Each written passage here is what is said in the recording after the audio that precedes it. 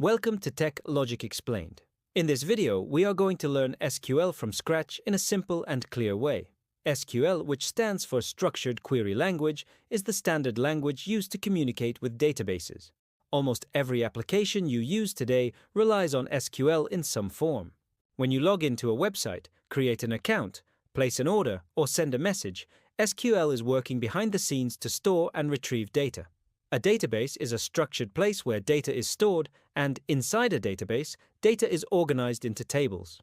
A table looks very similar to an Excel sheet, with columns representing attributes such as name, email, or age, and rows representing individual records.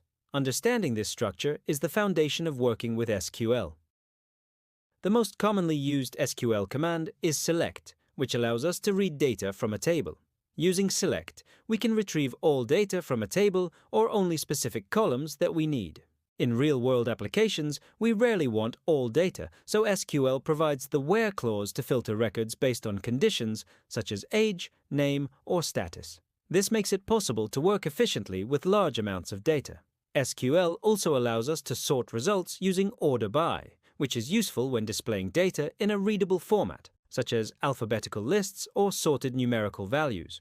Beyond reading data, SQL enables us to modify databases. We can insert new records using insert into, which is commonly used when users register or new data is created. Existing records can be changed using update, which allows us to modify specific values while keeping the rest of the data intact. SQL also provides the delete command, which is used to remove records when they are no longer needed, always with caution to avoid accidental data loss.